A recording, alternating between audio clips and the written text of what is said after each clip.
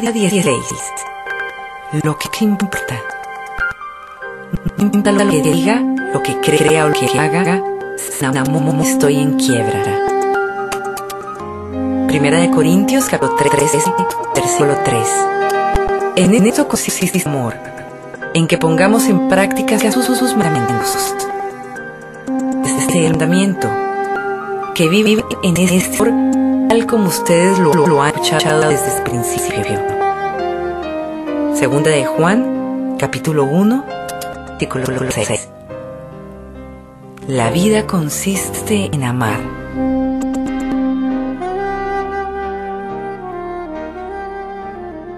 La vida consiste en amar. Como Dios es amor, la lección más importante que quiere que aprendamos en esta tierra es cómo amar. El amor es el fundamento de todos los mandamientos que nos ha dado, porque cuando amamos, más semejantes somos a Él. Que la ley se resume en este mandamiento: amarás a tu prójimo como a ti mismo. Aprender a amar desinteresadamente no es una tarea sencilla. Es contraria a la naturaleza egocéntrica. Por eso contamos con toda una vida para aprender a amar. Por supuesto, Dios quiere que amemos a todos, pero está particularmente interesado en que aprendamos a amar a los miembros de su familia. Como ya hemos visto, este es el segundo propósito para tu vida. Pedro nos dice que debemos mostrar un amor especial por el pueblo de Dios. Pablo hace eco de este sentimiento. Por lo tanto, siempre que tengamos la oportunidad, hagamos bien a todos, y en especial a los de la familia de la fe. ¿Por qué insiste Dios en que demos un amor especial y prestemos atención a otros creyentes? ¿Por qué ellos tienen prioridad en el amor? Porque Dios quiere que su familia sea fundamentalmente conocida por el amor que manifiesten entre sí. Jesús dijo que el amor de unos por otros, y no nuestras creencias doctrinales, sería nuestro mayor testimonio al mundo. Dijo: de este modo, todos sabrán que son mis discípulos si se aman los unos a los otros. En el cielo disfrutaremos de la familia de Dios para siempre. Pero primero tenemos que realizar un trabajo difícil en la tierra, como preparación para una eternidad de amor. Dios nos entrena dándonos responsabilidades familiares, y la principal es que practiquemos el amarnos unos a otros. Él quiere que tengas una comunión estrecha y regular con otros creyentes para desarrollar la práctica del amor. El amor no puede aprenderse en aislamiento. Necesitas estar rodeado de personas insoportables, imperfectas y molestas. Gracias a la comunión, podemos aprender 3 verdades importantes. El mejor uso de la vida es amar. El amor debe ser tu prioridad, tu objetivo y tu mayor ambición. El amor no es una buena parte de tu vida, es la parte más importante. La palabra de Dios declara que el amor sea para ustedes la más alta meta. No basta con decir: una de las cosas que quiero en esta vida es amar, como si el amor fuera uno de los 10 objetivos principales que tenemos. Las relaciones tienen prioridad sobre todo lo demás. ¿Por qué? La vida sin amor no tiene sentido. Pablo dice: no importa lo que diga, lo que crea o lo que haga, sin amor estoy en quiebra. En ocasiones nos conducimos como si las relaciones fueran algo que conseguimos introducir en nuestros planes. Hablamos de hallar tiempo para nuestros hijos o de hacer tiempo para las personas en nuestra vida. Damos la impresión de que las relaciones son apenas una parte de nuestra vida junto con tantas otras ocupaciones. Pero Dios dice que lo esencial de la vida consiste en nuestras relaciones con los demás. 4 de los 10 mandamientos se refieren a nuestra relación con Dios, mientras que los 6 restantes tratan de nuestra relación con las personas. pero los 10 tienen que ver con relaciones. Posteriormente, Jesús resumió lo que más le importa a Dios en 2 afirmaciones: amar a Dios y amar a los demás. Dijo: ama al Señor tu Dios con todo tu corazón. Este es el primero y el más importante de los mandamientos. El segundo se parece a este: ama a tu prójimo como a ti mismo. De esos 2 mandamientos dependen toda la ley y los profetas. Después de aprender a amar a Dios, que es la adoración, aprender a amar a las otras personas debería ser el segundo propósito de la vida. Lo que más importa en mi existencia son las relaciones y no los logros o la adquisición de bienes. Entonces, ¿por qué le prestamos tan poca atención a las relaciones? Cuando estamos muy ocupados, afectamos el tiempo que dedicamos a las relaciones, quitándole la energía y atención necesarias. Lo urgente desplaza lo más importante para Dios. La ocupación en múltiples actividades compite con las relaciones. Nos preocupamos en ganarnos la vida, en realizar nuestro trabajo, en pagar las cuentas y en lograr metas, como si el vivir consistiera en cumplir esas tareas. No es así. El sentido de la vida es aprender a amar a Dios y a las personas. El resultado de la resta, vida menos amor, es 0. El amor durará por siempre. Otra razón por la que Dios nos manda a hacer del amor una prioridad es que es eterno. Ahora pues, permanecen estas 3 virtudes: la fe, la esperanza y el amor. Pero la más excelente de ellas es el amor. El amor deja un legado. El impacto más perdurable que puedes dejar en la tierra es el trato que tuviste con las personas, no tu riqueza o tus logros. Como lo expresó la Madre Teresa, lo que importa no es tanto lo que uno hace, sino cuánto amor pone en hacerlo. El amor es el secreto de un legado duradero. He tenido que acompañar a muchas personas en sus últimos momentos, cuando están al borde de la eternidad, y nunca les he escuchado decir: traigan mis diplomas, me gustaría mirarlos una vez más, muéstrenme mis premios, mi medalla, el reloj de oro que me regalaron. Cuando nuestra vida sobre esta tierra llega a su fin, no nos rodeamos de objetos. Queremos estar rodeados de personas, de seres queridos y con quienes nos relacionamos. Llegados los últimos momentos, todos nos damos cuenta de que la vida consiste de relaciones.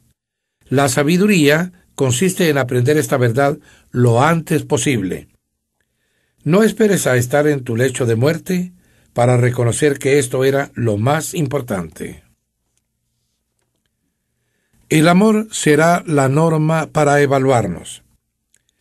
Aprender a amar debe ser el objetivo de la vida, ya que será la norma que Dios usará para evaluarnos en la eternidad. Una de las maneras que Dios utiliza para medir la madurez espiritual es la calidad de nuestras relaciones. En el cielo, Él no nos pedirá que le contemos sobre nuestra carrera profesional, nuestra cuenta bancaria y nuestros pasatiempos, sino que revisará cómo tratamos a otras personas, en especial a los necesitados. Jesús dijo que la manera de amarlo es amar a su familia y atender sus necesidades prácticas. De cierto os digo que en cuanto lo hicisteis a uno de mis hermanos más pequeños, a mí lo hicisteis. Cuando nos transfieran a la eternidad, dejaremos todo detrás. Lo único que llevaremos encima será nuestro carácter. Por eso la Biblia dice: en Cristo Jesús lo que vale es la fe que actúa mediante el amor. Con esto en mente, te sugiero que cuando te despiertes todas las mañanas, te arrodilles junto a tu cama o te sientes en el borde de la cama y ores: Dios, haga lo que haga hoy, quiero asegurarme de dedicar tiempo a amarte y amar a los demás. Mi vida consiste en eso. No quiero desperdiciar este día. ¿Por qué habría Dios de darte otro día si no lo vas a aprovechar? El tiempo es la mejor expresión de amor. Es posible evaluar la importancia que le asignamos a algo considerando el tiempo que estamos dispuestos a dedicarle. Cuanto más tiempo le dedicamos a algo, más evidente resulta la relevancia y el valor que tiene para nosotros. Si quieres conocer las prioridades de una persona, fíjate en cómo usa el tiempo. El tiempo es el regalo más preciado que tenemos porque es limitado. Podemos producir más dinero, pero no más tiempo. Cuando le dedicamos tiempo a una persona, le estamos entregando una porción de nuestra vida que nunca podremos recuperar. Nuestro tiempo es nuestra vida. El mejor regalo que le puedes dar a alguien es tu tiempo. No es suficiente decir que las relaciones son importantes. Debemos demostrarlo en acciones, invirtiendo tiempo en ellas. Las palabras por sí solas nada valen. Hijos míos, no solamente debemos decir que amamos, sino que debemos demostrarlo por medio de lo que hacemos. Las relaciones exigen tiempo y esfuerzo. Amor se deletrea así: tiempo, T-I-E-M-P-O. La esencia del amor no es lo que pensamos o hacemos o aportamos a los demás. Antes bien es cuánto entregamos de nosotros mismos. A los hombres en particular les cuesta entender esto. Muchos me han dicho: no puedo entender a mi esposa ni a mis hijos. Les proveo todo lo que necesitan. ¿Qué más quieren? Te quieren a ti. Quieren tus ojos, tus oídos, tu tiempo, tu atención, tu presencia, tu interés. Tu tiempo. No hay nada que pueda suplir eso. El mejor regalo de amor no son los diamantes, ni las rosas, ni los dulces. Es brindar tu concentración. El amor se concentra tanto en otra persona que por un instante uno se olvida quién es. La atención dice: te valoro tanto que te entrego mi bien más valioso, mi tiempo. Siempre que dediques de tu tiempo, estarás haciendo un sacrificio, y el sacrificio es la esencia del amor. Jesús nos dejó el ejemplo. Estén llenos de amor hacia los demás. Sigan en esto el ejemplo de Cristo, quien los amó y se entregó en sacrificio a Dios por nuestros pecados. Es posible dar sin amar, pero no se puede amar sin dar. Tanto ama Dios al mundo que dio a su Hijo unigénito. Amar es entregarse, dejar de lado mis preferencias, comodidad, objetivos personales, seguridad, dinero, energía y tiempo para el beneficio de otra persona. El mejor momento para amar es ahora. La postergación de algunos asuntos es una respuesta legítima cuando se trata de una tarea trivial. Sin embargo, como el amor es lo más importante, debe tener prioridad. La Biblia repetidas veces destaca este punto. Siempre que tengamos la oportunidad, hagamos bien a todos. Hagamos el bien, aprovechando al máximo cada momento oportuno. No niegues un favor a quien te lo pida, si en tu mano está el otorgarlo. Nunca digas a tu prójimo: vuelve más tarde, te ayudaré mañana, si hoy tienes con qué ayudarlo. ¿Por qué es este el mejor momento para expresar nuestro amor? Porque no sabemos por cuánto tiempo tendremos esta oportunidad. Las circunstancias cambian. Las personas se mueren. Los hijos crecen. No hay garantías para el mañana. Si quieres expresar tu amor, más vale que lo hagas ahora mismo. Sabemos que un día deberemos presentarnos ante Dios. Por lo tanto, deberíamos considerar las siguientes preguntas. ¿Qué justificación tendré para explicar que le di más importancia a los proyectos y a las cosas que a las personas? ¿Con quién debería comenzar a pasar más tiempo? ¿Qué cosas necesito limitar de mi agenda para conseguir ese tiempo? ¿Qué sacrificios debo hacer? El mejor uso que le puedes dar a la vida es amar. La mejor expresión de amor es el tiempo. El mejor momento para amar es ahora.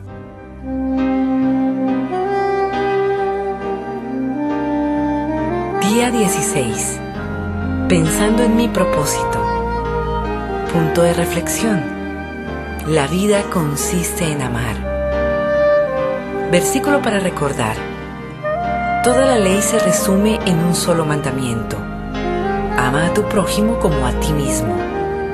Gálatas capítulo 5, versículo 14. Pregunta para considerar. Con toda franqueza, ¿son las relaciones mi prioridad? ¿Qué medidas puedo tomar para asegurarme de que lo sean?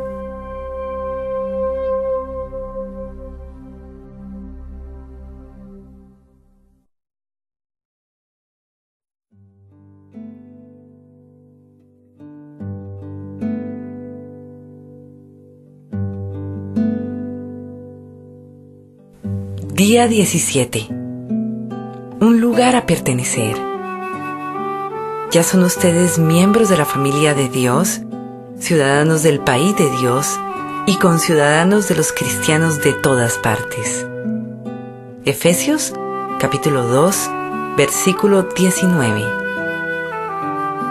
La familia de Dios, que es la iglesia del Dios viviente, la cual sostiene y defiende la verdad.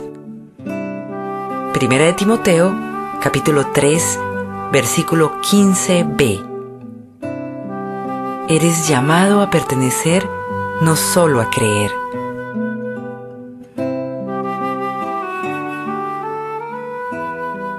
Eres llamado a pertenecer, no solo a creer.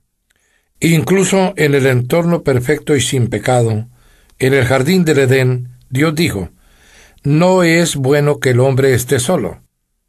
Nos creó para vivir en comunidad, para la comunión y para tener una familia, y no podemos cumplir los propósitos de Dios por sí solos.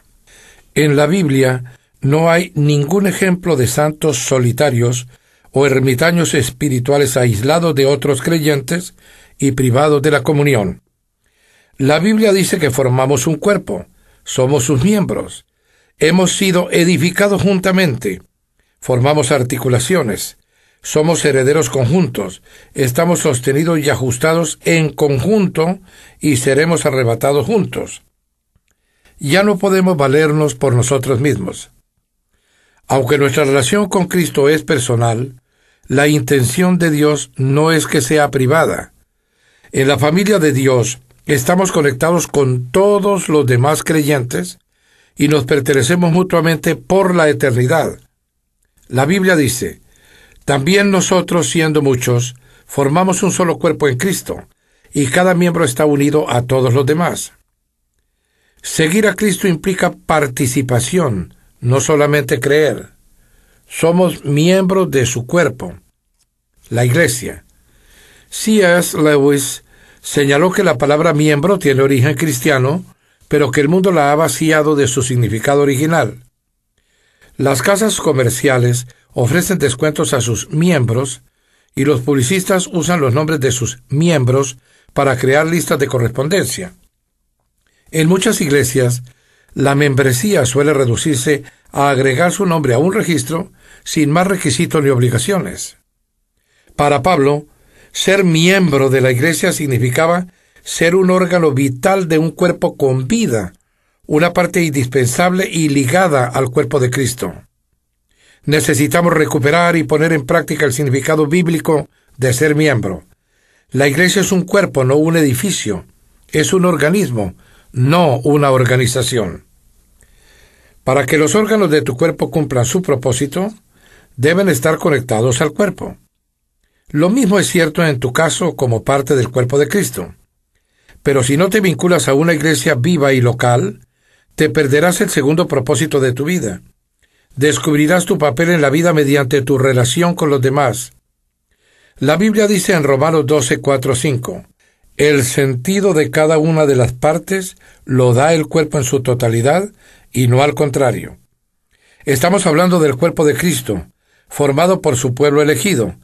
Cada uno de nosotros encontramos nuestro sentido y función como parte de su cuerpo. Si somos un dedo de la mano o del pie, cortados y sueltos, no servimos de mucho, ¿no? Fuera del cuerpo, los órganos se secan y mueren. No pueden sobrevivir solos. Nosotros tampoco.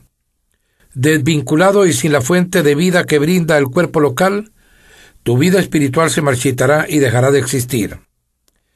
Por ese motivo, el primer síntoma del enfriamiento espiritual suele ser la asistencia irregular a los cultos de adoración y otros encuentros de creyentes.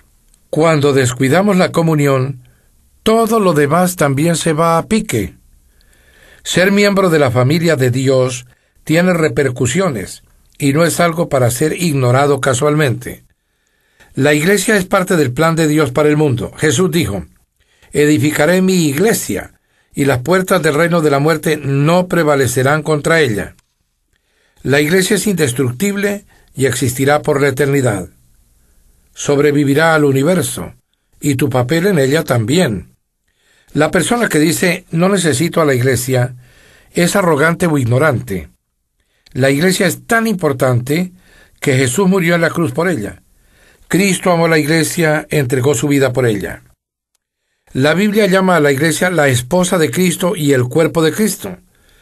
No me puedo imaginar diciéndole a Jesús: te amo pero no me gusta tu esposa, o te acepto pero rechazo tu cuerpo. Sin embargo, eso es lo que hacemos cuando le restamos importancia, menospreciamos o nos quejamos de la iglesia. Por el contrario, Dios nos manda a amarla tanto como la ama Jesús. La Biblia nos ordena amar a nuestra familia espiritual. Es triste ver que muchos cristianos usan la iglesia, pero no la aman. La congregación local.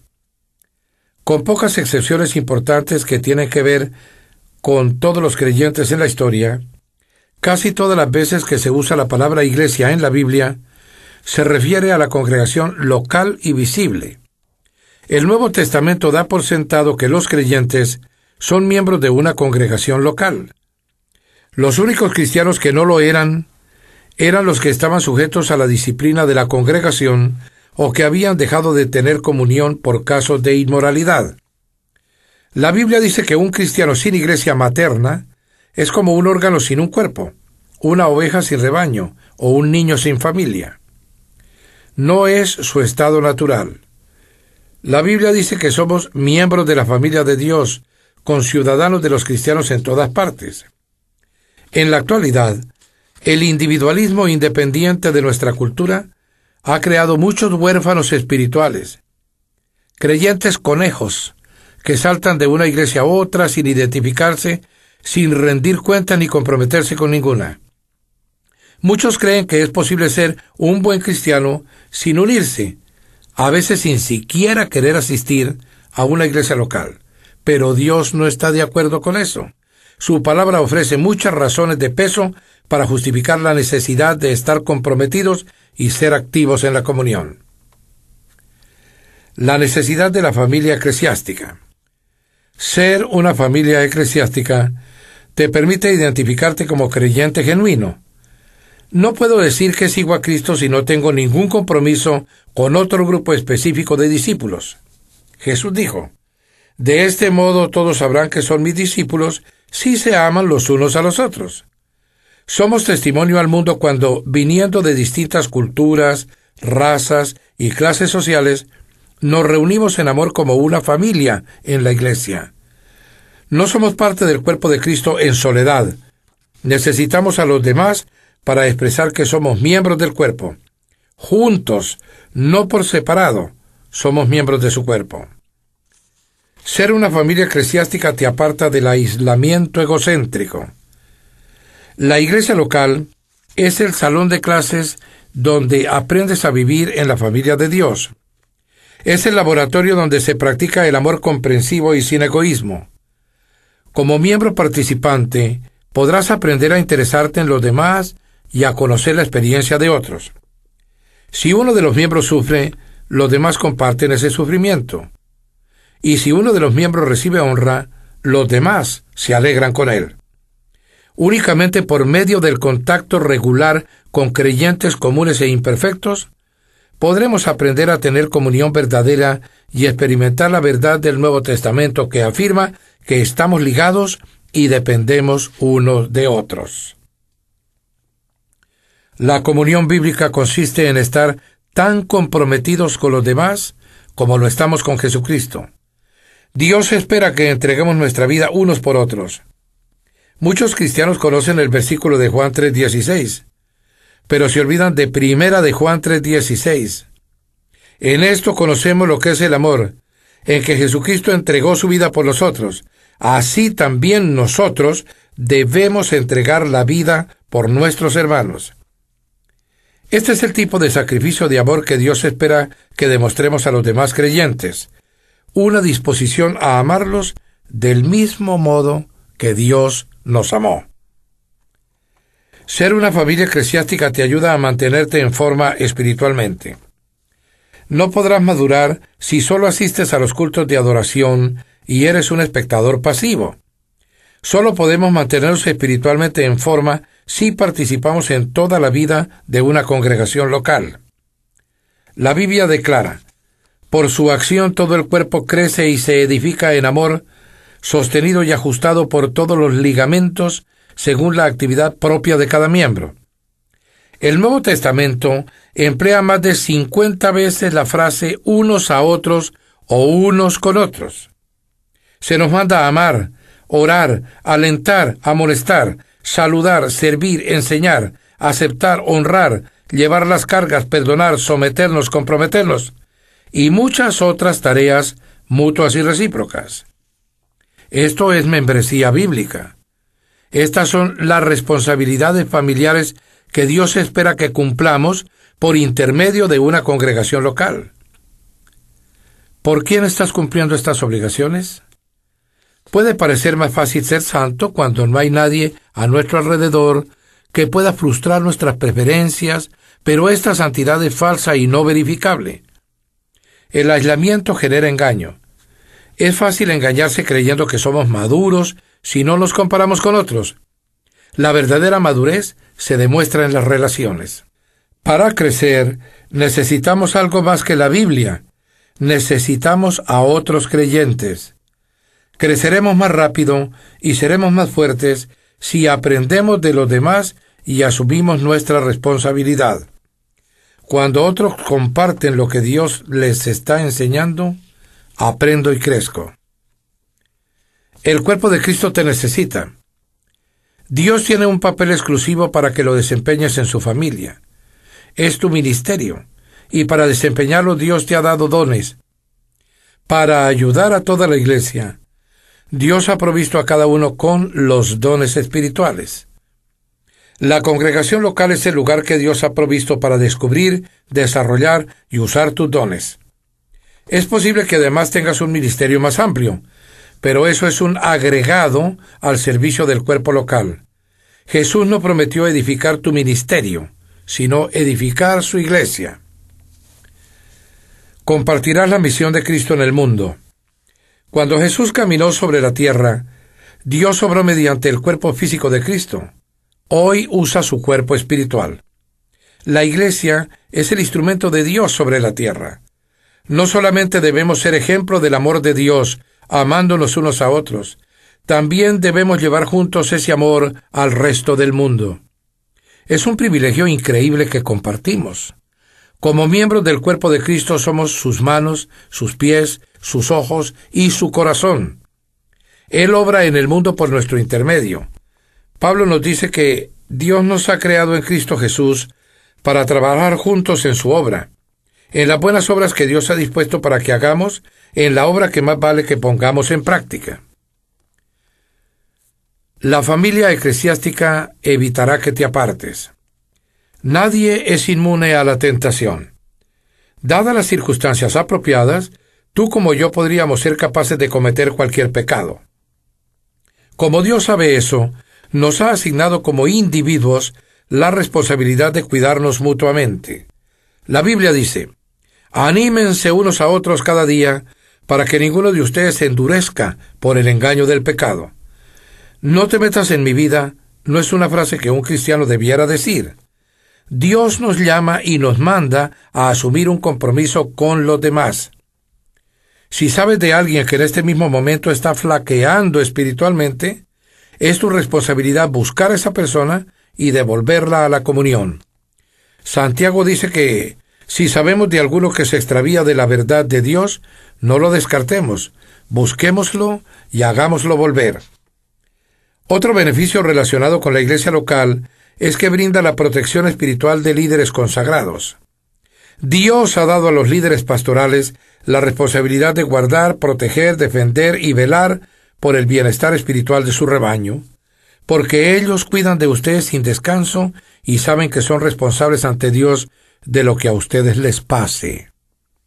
A Satanás le gustan los creyentes desarraigados, desconectados de la energía del cuerpo, aislados de la familia de Dios, sin responsabilidades frente a sus líderes espirituales. Él sabe que están indefensos y sin fuerza para enfrentarse a sus tácticas. Todo está en la iglesia. En mi libro Una iglesia con propósito expliqué cómo el formar parte de una iglesia espiritualmente saludable es esencial para tener una vida sana. Espero que también leas ese libro, porque te ayudará a entender cómo Dios diseñó su iglesia específicamente para ayudarte a cumplir los 5 propósitos que Él tiene para tu vida. Él creó la iglesia para satisfacer las 5 necesidades más básicas de tu vida: un propósito para vivir, personas con quienes vivir, principios para vivir, una profesión para desarrollar y el poder para vivir. Solo hay un lugar en la tierra donde es posible encontrar estos 5 beneficios reunidos en el mismo lugar. Los propósitos de Dios para su iglesia son los mismos que tiene para tu vida. La adoración te ayudará a concentrarte en Dios. La comunión te ayudará a enfrentar los problemas de la vida. El discipulado te ayudará a fortalecer tu fe. El ministerio te ayudará a descubrir tus talentos. El evangelismo te ayudará a cumplir tu misión. No hay nada como la iglesia en la tierra. Tu elección. Cuando nace un bebé, él o ella se convierte automáticamente en parte de la familia universal de los seres humanos. Pero ese bebé también necesita ser miembro de una familia en particular para recibir el cuidado y el cariño que requiere para crecer, tener salud y ser fuerte. Lo mismo es cierto en el aspecto espiritual. Cuando nacemos de nuevo, automáticamente pasamos a formar parte de la familia universal de Dios, pero también necesitamos ser miembros de una expresión local de ese núcleo. La diferencia entre ser un mero asistente al templo y un miembro de la iglesia es el compromiso. Los asistentes son espectadores frente al escenario. Los miembros están comprometidos con el ministerio. Los asistentes son consumidores. Los miembros, contribuyentes. Los asistentes desean tener los beneficios de la iglesia sin compartir las obligaciones. Son como parejas que quieren vivir juntas sin comprometerse y formar un matrimonio. ¿Por qué es importante unirse a la familia de una iglesia local? Porque es en la práctica, no en la teoría, como demuestras tu compromiso con tus hermanos y hermanas. Dios quiere que ames a personas reales, no ideales. Puedes pasarte toda tu vida buscando la iglesia perfecta y nunca la vas a encontrar. Dios nos llama a amar a los pecadores como Él nos amó. En los Hechos de los Apóstoles, los cristianos de Jerusalén tenían compromisos muy específicos entre sí. Se dedicaban a la comunión. La Biblia nos dice que se comprometían con la enseñanza de los apóstoles, la vida en comunidad, las comidas comunitarias y las oraciones. Dios hoy espera el mismo compromiso de tu parte. La vida cristiana es más que el simple compromiso con Cristo. También implica el compromiso con otros cristianos. Los creyentes de Macedonia entendieron esto. Pablo dijo de ellos: se entregaron a sí mismos, primeramente al Señor y después a nosotros, conforme a la voluntad de Dios. Después de convertirse en hijo de Dios, el siguiente paso natural que debes dar es convertirte en miembro de una congregación local. Cuando te comprometes con Cristo, te conviertes en cristiano, pero te conviertes en miembro de una iglesia cuando te comprometes con un grupo específico de creyentes. La primera decisión trae la salvación, la segunda, la comunión. Pensando en mi propósito, día 17. punto de reflexión. Soy llamado a pertenecer, no solo a creer. Versículo para recordar.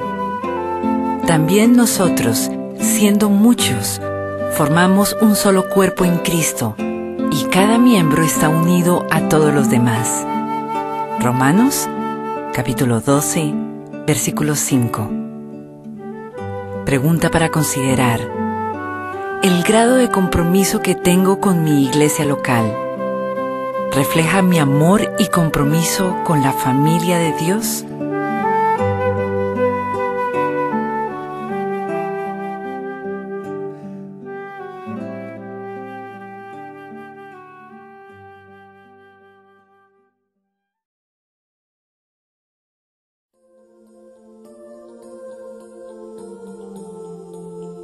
Día 18. Viviendo la vida juntos. Ustedes fueron llamados a formar un solo cuerpo, el cuerpo de Cristo. Colosenses, capítulo 3, versículo 15. Cuán bueno y cuán agradable es que los hermanos convivan en armonía. Salmos, capítulo 133, versículo 1. El significado de la vida es compartir. El significado de la vida es compartir. La intención de Dios es que experimentemos la vida juntos. En la Biblia, esta experiencia comunitaria se conoce como vivir en comunión. En la actualidad, sin embargo, la palabra ha perdido mucho de su significado bíblico. Tener comunión se usa para referirse a la conversación espontánea, la socialización, las comidas y la diversión. La pregunta ¿dónde tienes comunión? Significa ¿a qué iglesia asistes? Afirmar quédate después del servicio para un momento de comunión quiere decir tendremos un refrigerio. La verdadera comunión es mucho más que asistir a los servicios dominicales. Es experimentar la vida juntos. Consiste en amar desinteresadamente, compartir con corazón sincero, servir en la práctica, hacer sacrificios, consolar y solidarizarse con los que sufren, y todos los demás mandamientos que el Nuevo Testamento nos manda a hacer unos a otros. Con todo aquello relacionado con la comunión, el tamaño importa. Cuanto más pequeño, mejor. Con una multitud se puede adorar, pero no se puede tener comunión. Cuando los grupos son superiores a 10 personas, algunas dejarán de participar, por lo general las más calladas. Otras ejercerán dominio. Jesús ministró en el contexto de pequeños grupos de discípulos. Pudo haber elegido a más, pero sabía que 12 es prácticamente el tamaño máximo posible para permitir la participación de todos. El cuerpo de Cristo, como el tuyo, es en realidad una colección de varias células pequeñas. La vida del cuerpo de Cristo, como el tuyo, está en las células. Debido a esto, todos los cristianos necesitan estar comprometidos con un pequeño grupo dentro de cada iglesia, ya sea uno de reflexión en los hogares, una clase de escuela dominical o un grupo de estudio bíblico.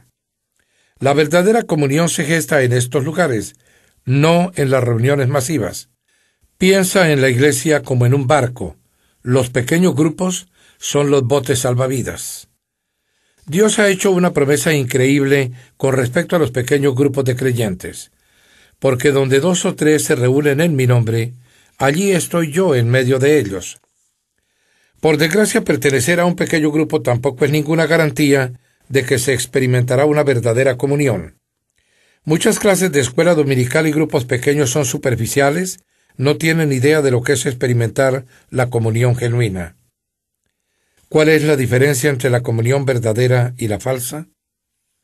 En la comunión verdadera experimentamos autenticidad. La comunión auténtica no es superficial. Consiste en la expresión genuina de corazón a corazón desde lo más íntimo de nuestro ser.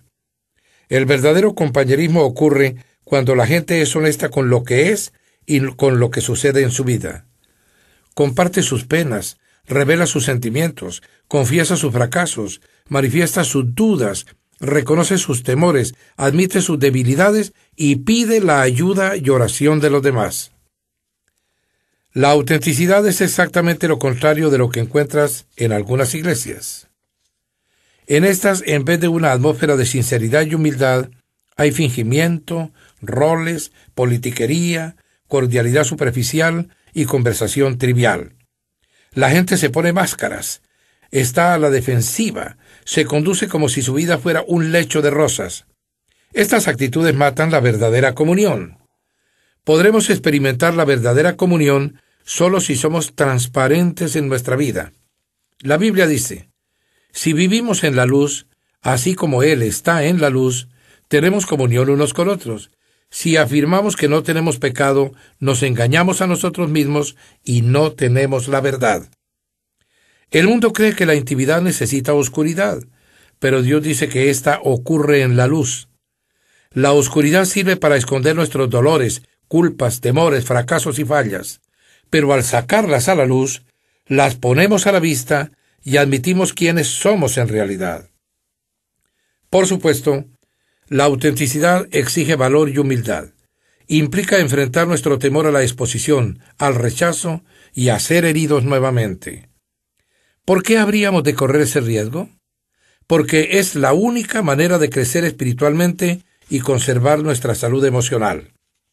La Escritura indica que nuestra práctica debería ser confesarnos unos a otros nuestros pecados y orar unos por otros para poder vivir juntos y ser sanados. Solo podemos crecer si nos arriesgamos, y no hay riesgo mayor que ser sinceros con nosotros mismos y con otros. En la comunión verdadera experimentamos reciprocidad. La reciprocidad es el arte de dar y recibir. Depende de cada uno de nosotros. La Biblia dice que Dios diseñó nuestros cuerpos como un modelo para que pudiéramos entender nuestra vida reunidas como iglesia, cada parte dependiente de todas las demás partes. La reciprocidad es el corazón de la comunión, la construcción de relaciones recíprocas, de compartir responsabilidades y de ayudarse unos a otros. Pablo dice que desea que nos ayudemos entre nosotros con la fe que compartimos. Tu fe me ayudará y mi fe te ayudará. Somos más sólidos en nuestra fe cuando caminamos junto a otros que nos animan. La Biblia nos ordena rendir cuentas unos a otros, animarnos, servirnos y honrarnos mutuamente. Más de 50 veces el Nuevo Testamento nos manda a hacer distintas tareas unos a otros y unos con otros. La palabra de Dios señala: esforcémonos por promover todo lo que conduzca a la paz y a la mutua edificación. No eres responsable de cada persona del cuerpo de Cristo, pero tienes una responsabilidad con ellos. Dios espera que hagas lo que esté a tu alcance para ayudarlos. En la comunión verdadera experimentamos compasión. La compasión no se limita a dar consejos o una ayuda rápida y cosmética. La compasión es comprender y compartir el dolor de los demás. La compasión dice: entiendo lo que te está pasando y lo que sientes no es raro ni es una locura. Hoy también se la conoce como empatía, pero la palabra bíblica es compasión. La Escritura afirma que como escogidos de Dios santo llamados, debemos vivir con verdadera compasión, bondad, humildad, mansedumbre y paciencia. La compasión satisface dos necesidades humanas esenciales: ser entendidos y apreciados con nuestros sentimientos. Cada vez que entiendes y aprecias los sentimientos de alguien, estableces comunión. El problema es que muchas veces tenemos tanta prisa por arreglar las cosas que no tenemos tiempo para expresar nuestra compasión. O estamos preocupados con nuestros propios dolores. La autocompasión agota la compasión por los demás. La comunión tiene diferentes niveles, cada uno apropiado para diferentes momentos. Los grados más simples de comunión son al compartir y al estudiar la palabra de Dios en comunidad.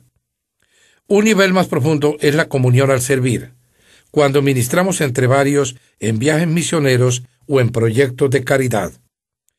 El nivel más profundo e intenso es la comunión en sufrimiento, cuando nos solidarizamos con la pena y el dolor de los demás y nos ayudamos unos a otros a sobrellevar las cargas. Los cristianos que mejor entienden este nivel son quienes en este mundo sufren persecución, desprecio y hasta muerte como mártires por su fe. La palabra de Dios nos manda: cuando tengan dificultades, ayúdense unos a otros. Esa es la manera de obedecer la ley de Cristo.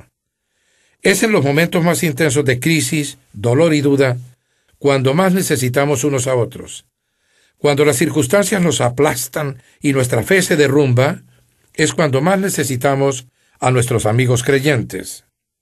Necesitamos contar con un pequeño grupo de amigos que tengan fe en Dios por nosotros para permitirnos salir adelante. En un pequeño grupo, el cuerpo de Cristo es real y tangible, aunque Dios parezca distante. Durante su sufrimiento, Job necesitó con desesperación contar con ese grupo. Clamó: aunque uno se aparte del temor al Todopoderoso, el amigo no le niega su lealtad.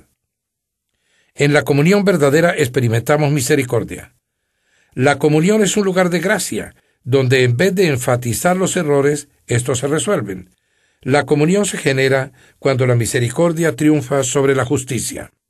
Todos necesitamos misericordia porque todos tropezamos y caemos, y necesitamos que alguien nos ayude a ponernos en pie y en camino. Necesitamos brindarnos misericordia unos a otros y estar dispuestos a recibirla. Dios declara que cuando alguien peca, debemos perdonarlo y consolarlo para que no sea consumido por la excesiva tristeza. No es posible tener compasión sin perdón. Dios nos dice: no guarden rencor, porque la amargura y el resentimiento destruyen la comunión.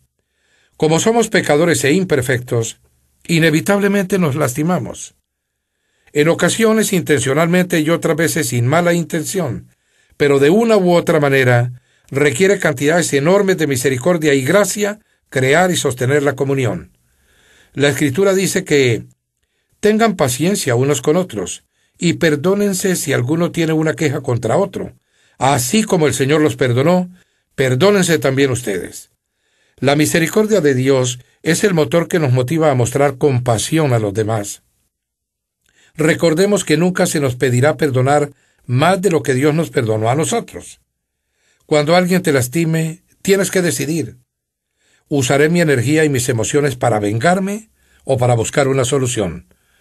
No es posible hacer ambas cosas. Muchas personas son renuentes a mostrar misericordia porque no entienden la diferencia entre confianza y perdón. Perdonar es soltar las riendas del pasado. La confianza tiene que ver con el comportamiento en el futuro. El perdón debe ser inmediato, lo pida o no quien ofendió. La confianza se reconstruye con el tiempo. Esta requiere llevar un registro. Si una persona nos lastima repetidas veces, Dios nos manda perdonarla al instante, pero no espera que confiemos en ella de inmediato y tampoco supone que debemos permitir que siga lastimándonos. Deberá demostrar que el tiempo la ha transformado. El mejor lugar para restaurar la confianza es dentro del ámbito de apoyo provisto por un pequeño grupo que ofrezca la posibilidad de animarnos mutuamente y ser responsables unos de otros. Experimentarás muchos otros beneficios si formas parte de un pequeño grupo comprometido con tener comunión verdadera. Es una parte esencial de tu vida cristiana que no puedes desatender. Por más de 2000 años, los cristianos se han reunido regularmente en pequeños grupos para vivir en comunión. Si nunca has formado parte de uno, no tienes idea de lo que te estás perdiendo. En el capítulo siguiente analizaremos lo que se requiere para crear este tipo de comunidad con otros creyentes, pero espero que hoy haya despertado el hambre de una experiencia de autenticidad, reciprocidad, compasión y misericordia que experimentarás con la comunión verdadera. Fuiste creado para esa comunión. Pensando en mi propósito, día 18. Punto de reflexión. Necesito otras personas en mi vida. Versículo para recordar. Ayúdense unos a otros a llevar sus cargas y así cumplirá la ley de Cristo. Gálatas, capítulo 6, versículo 2. Pregunta para considerar. ¿Qué primer paso puedo dar hoy para relacionarme con otros creyentes en un mayor grado de intimidad y autenticidad?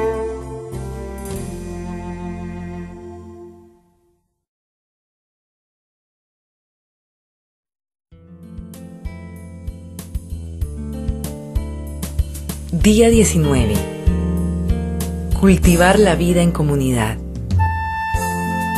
Podrán desarrollar una comunidad saludable y robusta que viva bien con Dios y disfrutar los resultados únicamente si se esfuerzan por llevarse bien unos con otros, tratándose entre sí con dignidad y honra. Santiago, capítulo 3, versículo 18. Todos seguían firmes en lo que los apóstoles les enseñaban, y compartían lo que tenían, y oraban y se reunían para partir el pan. Hechos, capítulo 2, versículo 42. La vida en comunidad requiere compromiso.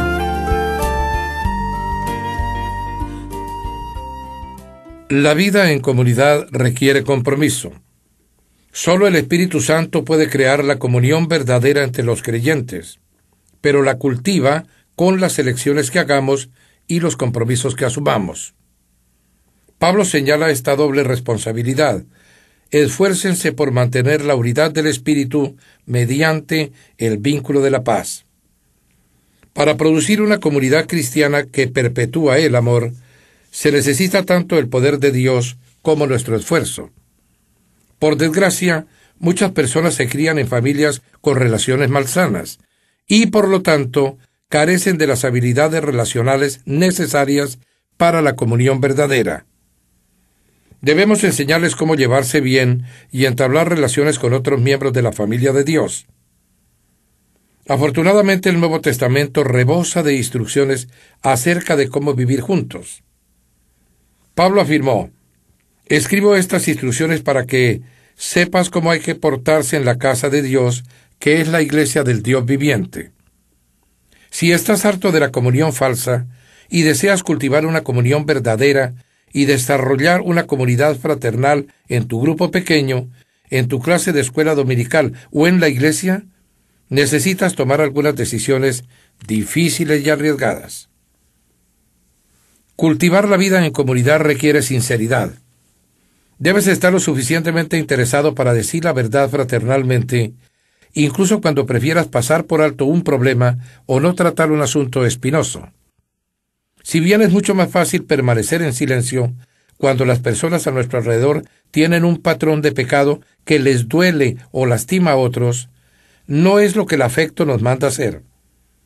La mayoría de las personas no tienen a nadie que las ame lo suficiente como para decirles la verdad, aunque duela, por lo cual persisten en sus conductas autodestructivas. Por lo general, sabemos lo que es necesario decirle a esa persona, pero nuestros temores nos impiden abrir la boca. Muchas relaciones han sido perjudicadas por el temor. Nadie tuvo el valor de hablar en el grupo mientras la vida de uno de sus miembros se desmoronaba. La palabra de Dios nos ordena, hablando la verdad con amor, porque no podemos formar una comunidad sin franqueza. Salomón dijo, una respuesta sincera es el signo de una verdadera amistad.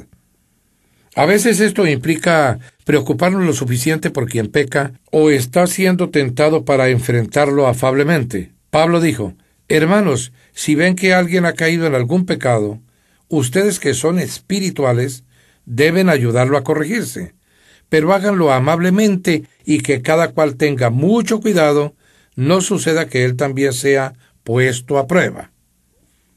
Muchas congregaciones y grupos pequeños son superficiales porque temen al conflicto. Siempre que surja un asunto que pueda provocar tensión o incomodidad, inmediatamente se lo pasa por alto para preservar un falso sentido de paz. Alguien sugiere no complicar las cosas, apaciguar los ánimos, pero el asunto nunca se resuelve y todos se resignan. Todos saben cuál es el problema, pero nadie lo expresa francamente. Esto produce un ambiente viciado. Hay secretos y se multiplican los chismes. La solución de Pablo era directa. No más mentiras, no más falsas impresiones. Díganle a su prójimo la verdad. En el cuerpo de Cristo todos estamos conectados entre sí a fin de cuentas. Cuando mientan a otros, se mienten a ustedes mismos. La comunión verdadera depende de la franqueza, ya se trate de un matrimonio, una amistad o tu iglesia. Aún más, en una relación, el túnel de los conflictos puede ser la puerta a la intimidad. Hasta que no nos importe lo suficientemente como para enfrentar y solucionar los obstáculos subyacentes, nunca podremos tener una relación más estrecha. Cuando un conflicto es bien manejado y se encaran y solucionan las diferencias, se estrechan las relaciones. La Biblia dice, a fin de cuentas, más se aprecia al que reprende que al que adula. La franqueza no debe ser una licencia para decir lo que a mí se me antoja, donde quiera y cuando quiera. Eso es impertinencia. La Escritura afirma que para todo hay un cuándo y un cómo. Las palabras irreflexivas dejan cicatrices profundas. Dios nos manda a hablarnos unos a otros en la iglesia como miembros afables de una familia. No reprendas con dureza al anciano, sino aconséjalo como si fuera tu padre. Trata a los jóvenes como a hermanos, a las ancianas como a madres, a las jóvenes como a hermanas. Es triste, pero la falta de sinceridad ha destruido miles de relaciones. Pablo tuvo que reprender a la iglesia en Corinto por su pasivo código de silencio que permitía la inmoralidad dentro de su comunidad. Como no había nadie con suficiente valor para enfrentarla, les dijo, no miren para otro lado con la esperanza de que el problema desaparecerá. Sáquenlo a la luz y trátenlo. Mejor un poco de devastación y vergüenza que la maldición. Ustedes creen que se trata de algo sin importancia, pero por el contrario, no deberían actuar como si todo estuviera bien cuando uno de sus compañeros cristianos es inmoral o calumniador, es arrogante con Dios o grosero con sus amigos, se emborracha o es avaro y estafador. No toleren esta situación, ni consideren aceptable ese comportamiento. No soy responsable de lo que hagan los de afuera, pero ¿acaso no tenemos responsabilidad hacia los de adentro, los que conforman nuestra comunidad de creyentes? Cultivar la vida en comunidad requiere humildad.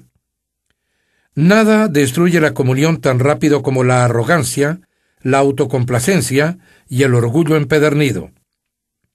El orgullo erige murallas entre las personas. La humildad construye puentes. La humildad es como el aceite que suaviza las relaciones y lima las asperezas. Por eso la Biblia dice, revístanse todos de humildad en su trato mutuo. La vestimenta apropiada para la comunión es una actitud de humildad. El resto del versículo continúa, Dios se opone a los orgullosos, pero da gracia a los humildes. Este es otro motivo por el que debemos ser humildes. El orgullo bloquea la gracia de Dios en nuestra vida, la que necesitamos para crecer, cambiar, sanar y ayudar a los demás. Recibimos la gracia de Dios cuando reconocemos con humildad que la necesitamos. La Biblia nos dice que ser orgullosos es oponernos a Dios. Es una manera de vivir necia y peligrosa.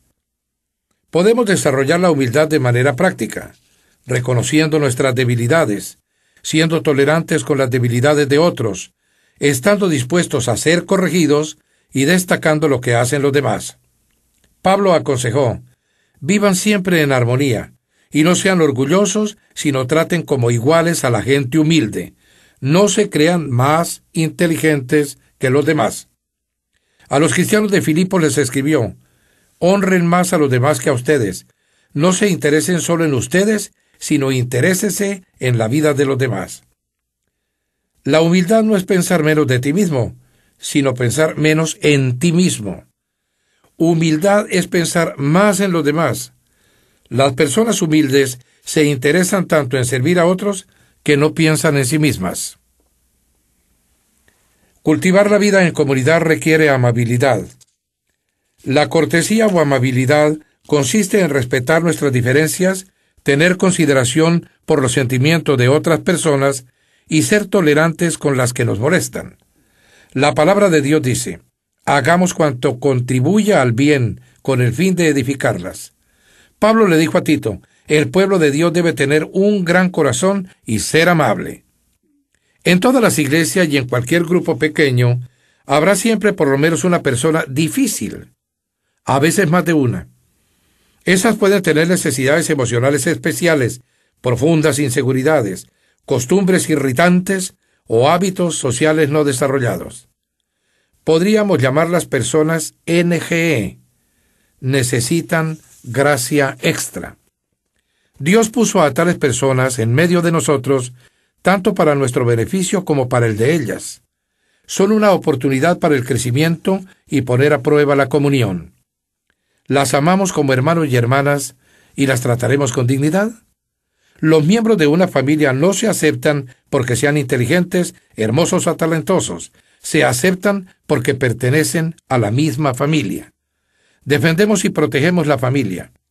Uno de sus miembros puede ser algo tonto, pero es de nuestra familia. De la misma manera, la Biblia dice: ámense los unos a los otros con amor fraternal, respetándose y honrándose mutuamente. Lo cierto es que todos tenemos nuestras manías y caprichos, pero la comunidad no tiene nada que ver con compatibilidades.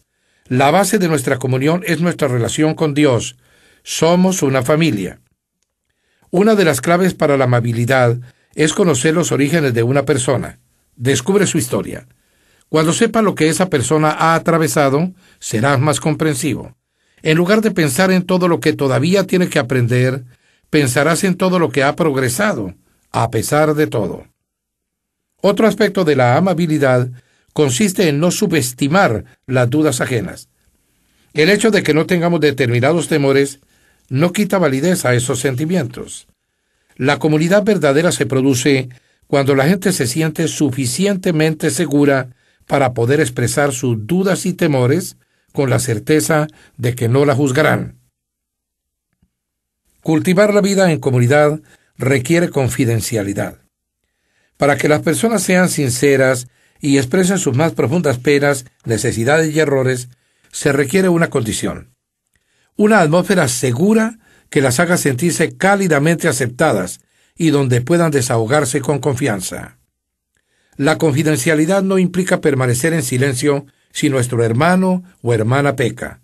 Significa que lo que se expresa dentro del grupo no sale afuera de él, que el grupo tratará el asunto internamente y nadie saldrá a contar chismes.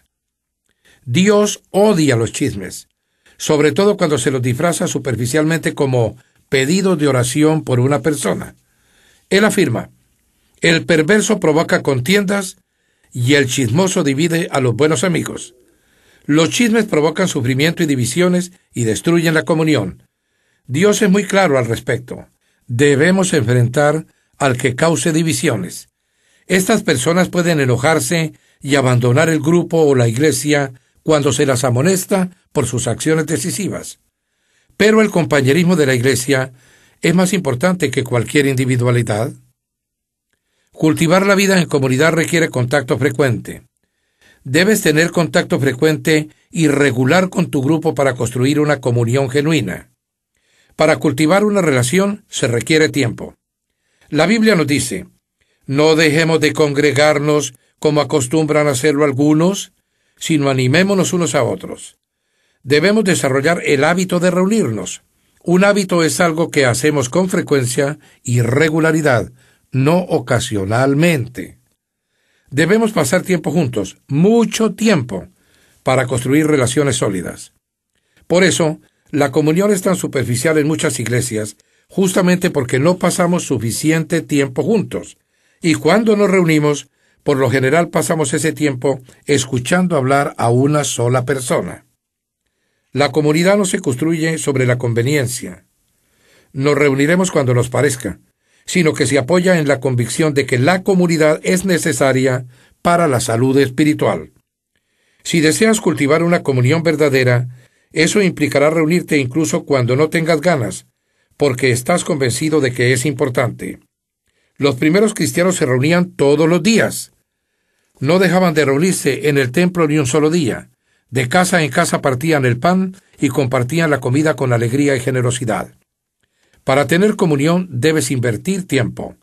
Si eres miembro de un pequeño grupo o clase, te animo a que hagas un pacto en el grupo que incluya las 9 características de la comunión bíblica. Expresaremos nuestros verdaderos sentimientos, autenticidad. Nos animaremos unos a otros, reciprocidad. Nos apoyaremos unos a otros, compasión. Nos perdonaremos unos a otros, misericordia. Hablaremos la verdad en amor, sinceridad. Reconoceremos nuestras debilidades, humildad. Respetaremos nuestras diferencias, amabilidad. No andaremos con chismes, confidencialidad. Y haremos del grupo una prioridad, frecuencia. Al revisar esta lista de características, te resultará obvio por qué la comunión genuina es tan poco corriente. Consiste en renunciar a nuestro egocentrismo e independencia para transformarnos en interdependientes. Sin embargo, los beneficios de compartir la vida juntos superan largamente los costos y nos preparan para el cielo. Pensando en mi propósito, día 19. Punto de reflexión. La vida en comunidad requiere compromiso. Versículo para recordar. En esto conocemos lo que es el amor, en que Jesucristo entregó su vida por nosotros. Así también nosotros debemos entregar la vida por nuestros hermanos. Primera de Juan, capítulo 3, versículo 16. Pregunta para considerar. ¿Cómo puedo cultivar hoy las características de una comunidad verdadera en mi grupo pequeño o en mi iglesia?